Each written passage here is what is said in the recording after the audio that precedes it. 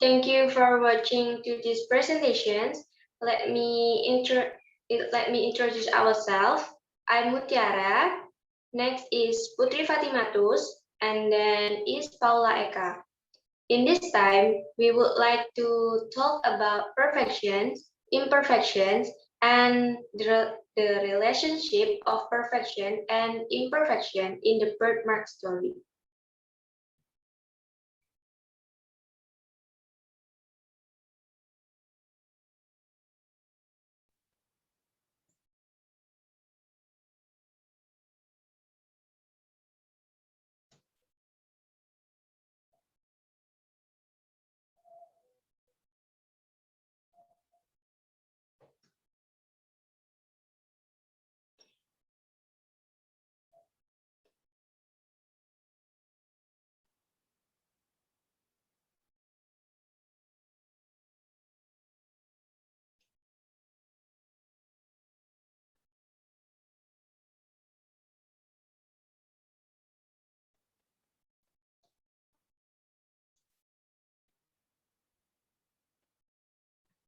First, we will talk about perfection.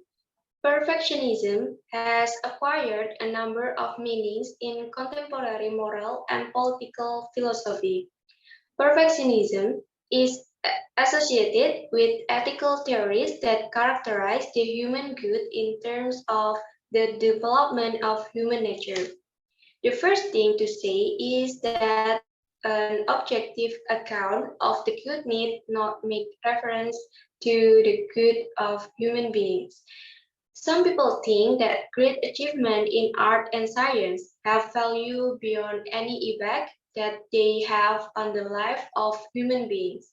Perfectionist views that affirm judgment of this kind are examples of what can be called non-humanistic perfectionism. Perfectionist accounts of the human good, by contrast, are accounts that seek to identify the goods that contribute to the value of a life for human beings. Next, John Rawls characterized perfectionism as requiring the maximum achievement of human excellence in art, science, and culture.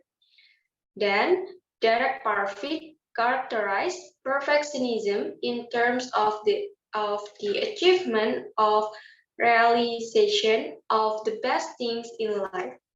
Similarly, other writers have identified perfectionism with the realization of a specified list of objective goods.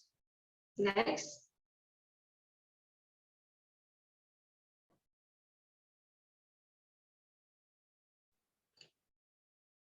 The good life of the good life for human beings can be understood in at least two importantly different ways. On the first understanding, such as life is construed in terms of well-being, the best life for a human being is a life that goes maximally well for the person who leads it. On the second understanding, the good life for a human being is construed in terms of excellent or success. An excellent human life could be a life that is best in terms of well-being, but it need not be, for it is possible that such a life requires a human being to make sacrifice in his own well-being for the sake of other person or goods. Perfectionism as a moral theory directs human beings to protect and promote objectively good human life, such as it can take an egoistic forms and non-egoistic forms. First, egoistic forms of perfectionism are well represented in the history of moral philosophy. These theories direct each human being to perfect himself as much as possible, or at least to some threshold level. Egoistic forms of perfectionism need not be narrowly self-interested, and the good of others contributes substantially to one's own good. By promoting the good of others, one can thereby promote one's own good. On such views, there is no deep conflict between one's own perfection and the perfection of others. And then non-egoistic forms of perfectionism, by contrast, allow for such conflict. They hold that every human being has a non-derivative deity to perfect others as well as a deity to perfect himself. Such views, at least in principle, can direct human beings to sacrifice their own perfection for the sake of others. Next. Whether it whether it takes an egoistic or non-egoistic forms, perfectionism is best understood as a moral theory that directs human beings to care about the perfection of others as well as themselves. This claim is consistent with recognizing what is evidently true, that there are serious limits to our ability to bring about the perfection of others. These limits explain why some philosophers, most notably Kant, have held that we cannot have a duty to promote the perfection of others. The perfection that matters the most is the perfection of those who are capable of achieving the most. Next.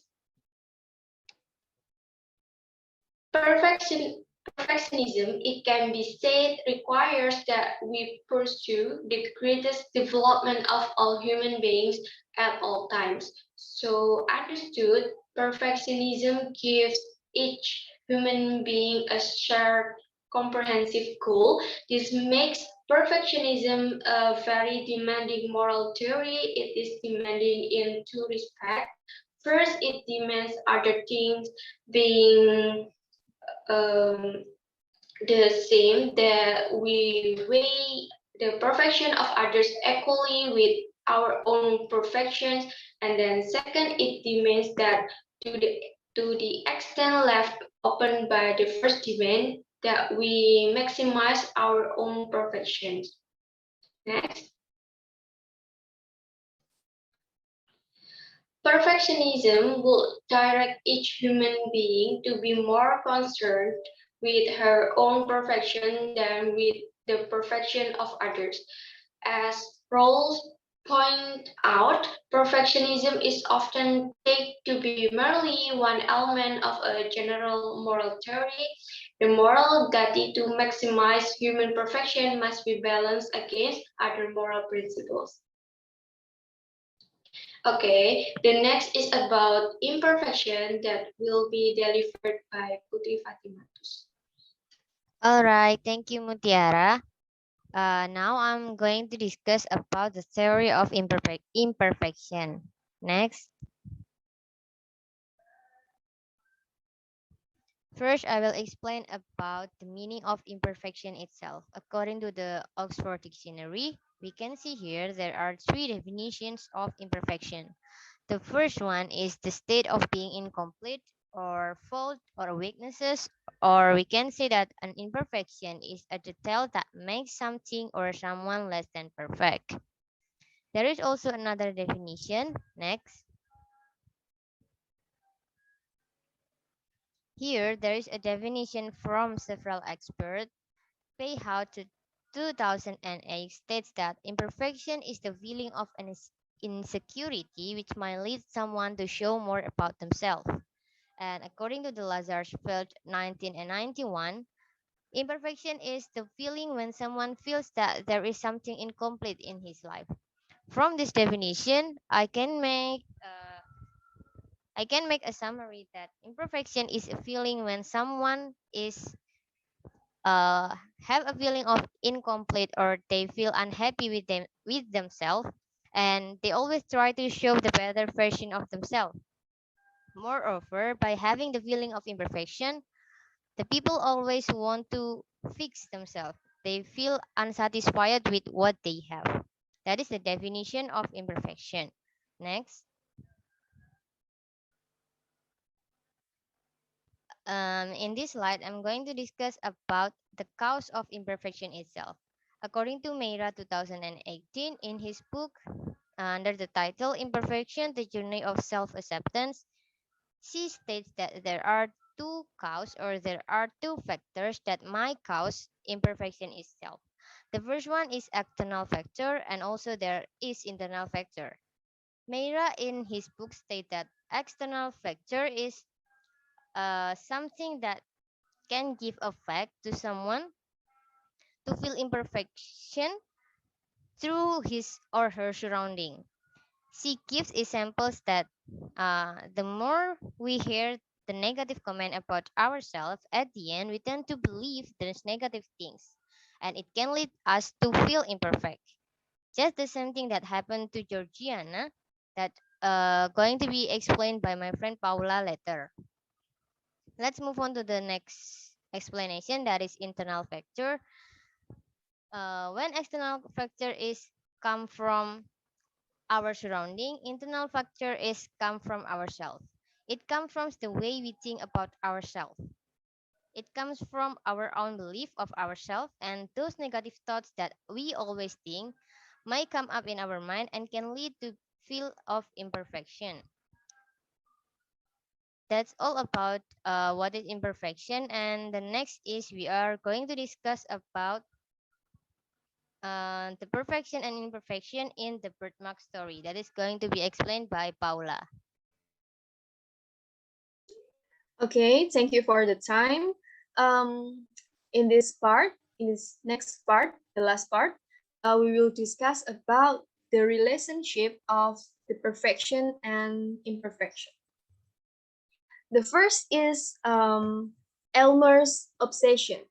In Nathaniel Hawthorne's short story, The Birthmark, the primary focus is a man's obsession with natural imperfection and the belief that with his scientific knowledge, he can restore imperfection.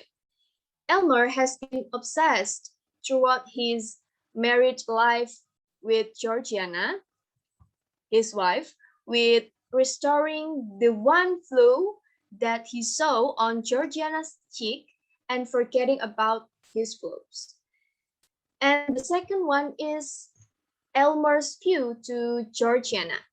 The way we view imperfection is not always the same, right? Because everyone's idea of perfection is different. But in the story, Elmer views that the birthmark as an earthly imperfection. Even Georgiana, who is as close to perfect as anyone can get, we know that everyone can love Georgiana, but it's still flawed by the mark of the birthmark for Elmer.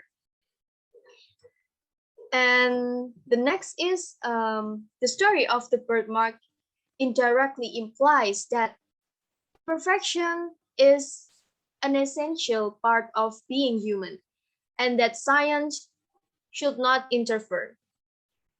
It is hard to say that a person is human and perfect at the same time because human beings are not capable of achieving perfection. Um, from from defects in the body to defects in the mind to the mistakes that one makes in everyday life, it is impossible to deny that human imperfection exists. Therefore, the story shows that trying to manipulate humans into perfection is not only impossible, but it takes away the very essence of being a human being. So, the conclusion is this shows us how easily we, as imperfect human beings, are fast in judging others without considering our flaws, which can be larger than the imperfections or limitation that we see and judge in others. Indeed, as cliche as it sounds, don't judge book by its cover.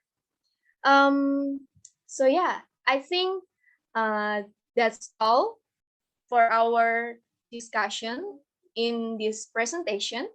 Um, Thank you for watching and bye bye everyone. Have a nice day.